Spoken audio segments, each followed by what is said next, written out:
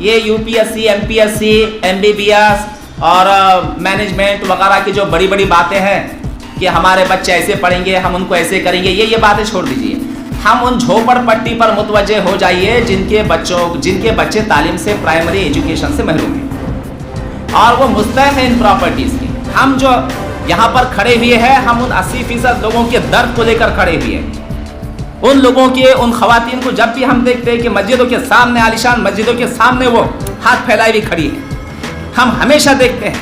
ہم لولوں کو دیکھتے ہیں، اپائجوں کو دیکھتے ہیں، لنگڑوں کو دیکھتے ہیں اور ان کے اندر کسی قسم کا شعور نہیں ہوتا ہے ان کا حق حاصل کرنے کے لیے. ہم نے ان کو دیکھا ہے.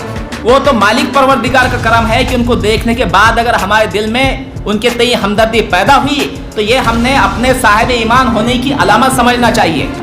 ورنہ اگر ہم یہ کہتے ہیں کہ یہ تو وہ اپنے تقدیر سے پریشان ہے تو پھر ہمارے ایمان کے اوپر سوالیہ نشان لگ جاتا ہے. اگر یہ معاملات ہم کورٹ کے اندر، ہائی کورٹ کے اندر لے کر جاتے ہیں تو یقیناً وہ افسران ضرور سسپینڈ ہو جائیں گے جنہوں نے اس وقت پراپرٹیز کے اندر خرد برد کرنے کے اندر مافیاؤں سے مل کر سانٹھ گانٹھ کی گئی ہے. ابھی جس آیت کریمہ کی تلاوت کی گئی ہے، میں نے سمجھتا کہ اس کا ترجمہ آپ نے کبھی سماعت فرمایا ہو، چونکہ ہر جمعہ کے اندر میں خود گزشتہ 45 سالوں سے جمعہ پڑھتا آ رہا ہوں، مگر جمعہ کی کسی بھی خطبے کے اندر، کسی بھی تقریر کے اندر کسی امام صاحب نے تو مجھے اس کا ترجمہ سنانے کی زحمت گوارا نہیں کی. میں نے بھی کئی مرتبہ پوچھا علماء کرام سے کہ آخرکار اس کا ترجمہ کیا ہے، کیوں پڑھائی جاتی ہے آیت ہر جمعہ کے وقت، ایسی کیا وجہ ہے، ایسا کیا سبب ہے کہ جمعہ کی ظہر کی 4 رکعت کو جمعہ کی 2 رکعت کی گئی اور 2 رکعت کے اندر اس خطبے کو شامل کیا گیا. اس کی تو بڑی اہمیت ہے. تو مجھے تو کسی نے نہیں بتایا، مگر میں نے خود تحقیق کی، میں خود ترجمہ دیکھا، میں خود تفسیر دیکھا اور اس وقت سمجھ میں آیا کہ اس آیت کریمہ کے معنی، اس کے مطالب، اس کی تفسیر پوشیدہ رکھنے کے پیچھے کن سرمایہ داروں کا مقصد اور مفاد چھپا ہوا ہے. چونکہ حضرات ہم سب دیکھتے ہیں کہ اس دور میں چاہے امریکہ ہو، روس ہو، جاپان ہو، انڈیا ہو، اس دور میں جس کے پاس زمین ہو، جس کے پاس مسجد ہو، جس کے قبضے میں مندر ہو، اس کی حکومت ہوتی ہے. کسی بھی دور کا یہی حال رہا. ایون زمین کی تو ایسی قیمت ہے کہ جس کی زمین اس کی حکومت ہے، اور زمین کے ایک ٹکڑے کے لیے شہروں کے اندر، ملکوں کے اندر لاشوں کے انبار لگ جاتے ہیں. اب چونکہ یہ معاملہ بھی ایسی ہے کہ یہاں پر ہمارے پاس ان چیزوں سے محرومیت کی وجہ سے ہوا یہ کہ ہمارے ملک کے اندر مسلمانوں کا 80% طبقہ مفلوق الحالی کا شکار ہے. دانے دانے کے لیے مسلمانوں کی عصمت نیلام ہو رہی ہے. اور یہاں پر یہ ہوا کہ ہمارے سیاسی قائدین نے ہم کو اصل سبب بتانے کی بجائے یا مرض کی اصل دوا بتانے کے بجائے ہم کو کچھ اور ہی بتایا، اور ہم بھی جو ہے تو جذباتی نعروں میں بہتے چلے گئے. بنیادی سبب تو یہ ہے صاحب کہ جب تک کہ ہم یہاں پر نہیں آتے، جب تک کہ ہمارے سمجھ میں نہ ہمارا سیاسی شعور بیدار ہو سکتا ہے، نہ سماجی شعور بیدار ہو سکتا ہے. ہم کو بنیادی طور پر ان اللہ یامر بالعدل والاحسان وایتاء ذی القربی کو سمجھنا پڑے گا. اور وہ صرف اتنا ہی ہے کہ ہمارے درمیان میں ہمارے پاس موجود املاک کی، جائیداد کی عادلانہ اور منصفانہ تقسیم ہو، جس کے تعلق سے علامہ سید قطب شہید نے ایک بہت اچھی تصنیف رقم کی ہے. اس کا نام ہے اسلام میں عدل اجتماعی. آپ بھی پڑھیے ایک مرتبہ، بہت مزہ آئے گا. آپ کے بھی زخم ہرے ہو جائیں گے. آپ کو بھی اقبال کا شعر یاد آ جائے گا، اٹھو میری دنیا کے غریبوں کو جگا دو، کاخ عمرہ کے در و دیوار کو ہلا دو، جس کھیت سے میسر نہ ہو دہقاں کو روزی، اس کھیت سے ہر خوش گندم کو جلا دو. میں ناخوش و بیزار و مرمری سیلوں سے مجھے ایک مٹی کا ایک اور حرم بنا دو. آپ کے بھی سمجھ میں آئے گا. تو رفقائے محترم، یہی وجہ ہے کہ میں سورہ زاریات جو حافظ صاحب تلاوت کرنے والے ہیں، وہ سورہ ارایت الذی، کہ اس کے اندر تو صاف صاف بیان کیا ہوا ہے، ارایت الذی یکذب بالدین فذلک الذی یدعو الیتیم ولا یحض علی طعام المسکین، کہ ہمارا ایمان، ہمارا اسلام محض ایک دکھاوا ہے. ہمارا یوم حشر پر ایمان رکھنا ایک دکھاوا ہے. ہمارا کب تک دکھاوا ہے؟ ہمارے ایمان کو، ہمارے اسلام کو ثابت کرنے کے لیے جو ہے تو دو چیزیں بیان کی گئی ہے. ایک یہ ہے کہ یتیم کو دھکے دینے والا شخص، اور دوسرا مسکینوں کو ان کے روزگار فراہم کرنے والی تحریک نہیں چلانے والا. جب تک کہ ہم مسکینوں کو روزگار فراہم کرنے کی تحریک نہیں چلاتے، جب تک کہ ہم جو ہے تو اپنے مسلمان ہونے کا دعویٰ ہی نہیں کر سکتے. اور فویل للمصلین الذین هم عن صلاتهم ساہون، پھر ان کی نماز بھی ایک دکھاوا ہے. ان کا یوم حشر پر ایمان تو دکھاوا ہے ہی ہے، مگر ان کی نماز بھی دکھاوا ہے. تو اس کے لیے یعنی کہ سب سے پہلے کیا ہوتا ہے کہ آپ کو بھی کسی نے پوچھا ہوگا کہ کیا آپ نے نماز پڑھی، آپ سے بھی کسی نے پوچھا ہوگا کہ کیا آپ حج کو گئے، مگر آپ سے کسی نے یہ نہیں پوچھا ہوگا. آپ سے مراد میں ان 40% عوام کی بات کر رہا ہوں جو 2 وقت کی روٹی کے لیے محتاج ہے. میں ان مسکینوں کی بات کر رہا ہوں جنہیں شرم آتی ہے لوگوں کے سامنے دست دراز کرنے کے لیے. میں ان خواتین کی بات کر رہا ہوں جو ہماری مساجد کے سامنے اپنے شرخوار بچوں کو گود میں لیے کھڑی دست دراز کی ہوئی ہے.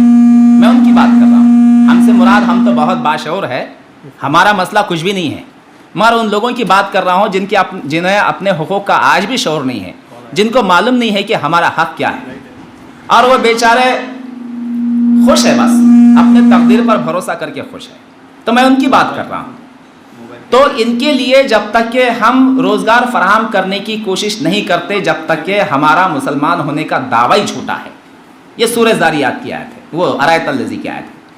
اللہ کے رسول صلی اللہ علیہ وسلم نے ہجرت کے بعد سب سے پہلے جو کام کیا وہ فدق کی جائیداد ہاتھ میں لینے کا کام کیا.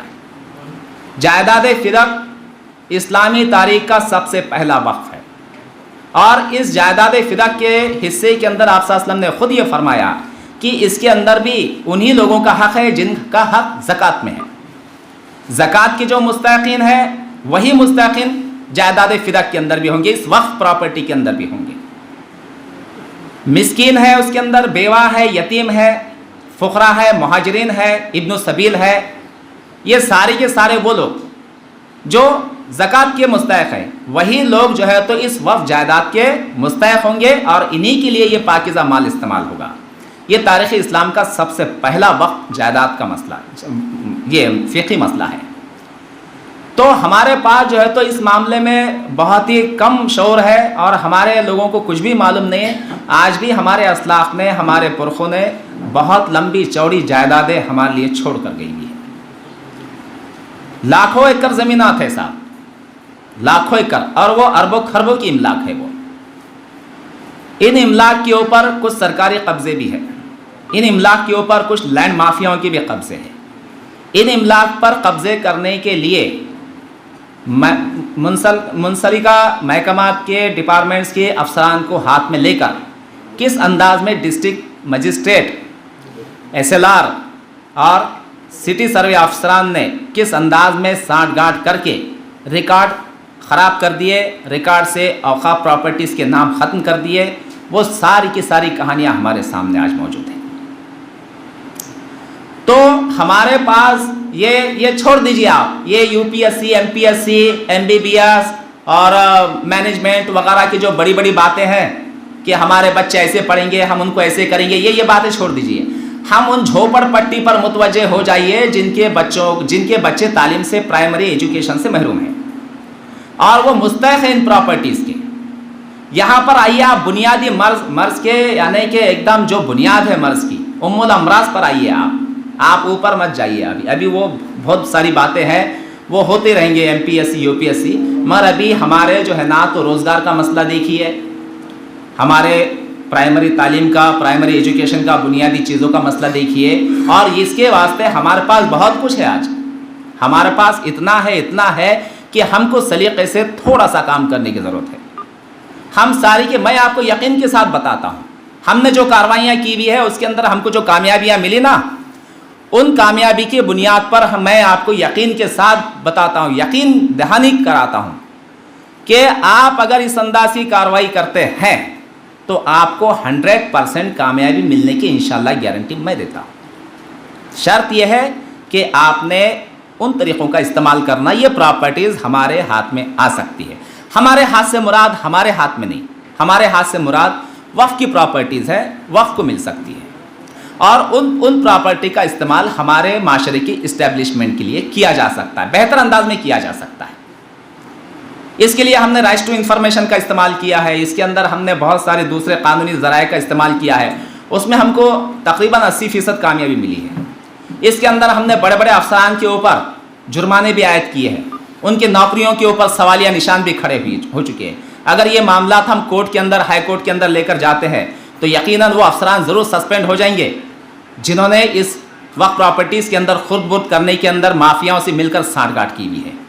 اور اس کے بعد جو ہے تو تمام محکمات، چاہے ڈسٹرکٹ کلیکٹر آفس ہو، سٹی سروے آفس ہو، یا آپ کے ضلع ادھیشک بھومی ابھیلیکھ ہو، یہ جتنے بھی کنسرن، یا میونسپل کارپوریشن ہو، یا جن گورنمنٹ کے ڈپارٹمنٹ سے قبضے کیے ہوئے ہیں وہ ڈپارٹمنٹس ہو، وہ افسران بھی اور وہ پورے ڈپارٹمنٹس بھی آج پریشان ہیں۔